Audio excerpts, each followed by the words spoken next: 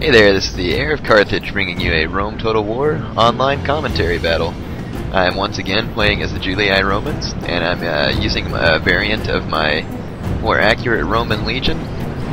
Today I have a Praetorian cohort, a Legionary First cohort, and 3 Legionary cohorts. I also have 3 Auxillia Light Infantry. I'm sporting 4 Roman archers, and my cavalry is 2 Roman cavalry. I'm once again playing at 10k, so most of my men only have, minimal upgrades because money is much shorter. And I'm fighting this battle on the Pripyat marshes, and my opponent is playing as Macedon. So let me show you his army, and then I'll explain my strategy. My opponent has a pretty good army here. He's got lots of Royal Pike, Phalanx Pike troops. I thought he had Royal Pikes. Never mind. Well, he does have 1 unit of Royal Pikes. His front line consists of 6 units of Phalanx Pikemen, 1 unit of Royal Pikemen, where his general is held. He's got 3 units of Cretan archers and 2 units of companion cavalry. His companion has some upgrades as well, so they are very much superior to my cavalry. His infantry, however, I wouldn't call it superior, because I'm using the late legionaries. I should have used the early legionaries and it would have been a little bit more accurate. But I had the late legionaries because I was worried about having a huge line of Royal Pikes. In any case, you can see that we've begun the archery duel, or at least his men have. I'm not quite sure if my men are in range. And they are. Here's my Roman archers, returning fire to the Cretan archers.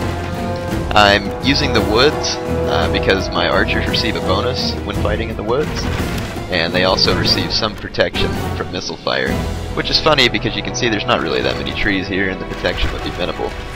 But in the game, I'm in what's considered a forested area, and so my men receive protection. My Macedonian opponent is a little bit leery to come and engage me quickly, and that's understandable. In the forest, my legions are going to fight better than his phalanx troops. Here's my men throwing Pilla. He marches his general unit ahead of the line, which is a bad idea because that means his general is going to absorb all of the Pilla and thus become very damaged before he ever enters the fight. He then begins to move up his phalanx pikemen. The only good thing for them is that they take a little bit less loss due to Pilla because so much of it on that his left flank was directed at his general. But they still take some pretty heavy losses. Anyway, he's now got my line engaged and fixed for the most part. His cavalry, he acted like he wasn't sure what to do with it, and that's understandable. My opponent knows that these Auxilia troops are in the woods. His cavalry is going to suffer a combat bonus in the woods versus infantry, plus my Auxilia are experiencing a combat increase due to fighting in the woods.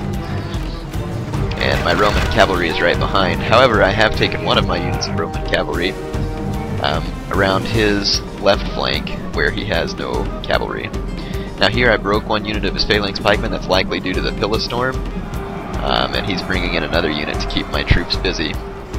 Here I do a quick strike on his rear and go ahead and pull out because it didn't cause an immediate effect, but when I started to pull out they did end up routing. So he's now lost his left flank. My strategy in this was to fight in the woods to give my Auxilia infantry the most advantage. I figured I could use them to flank his pikes if needed, or to fight his cavalry if needed. I actually expected him to bring a heavier cavalry component. I was actually kind of fortunate that he only brought 2 units of companions. But now he's outflanking my left flank where my general is, and so I'm in a bit of a rough shape there.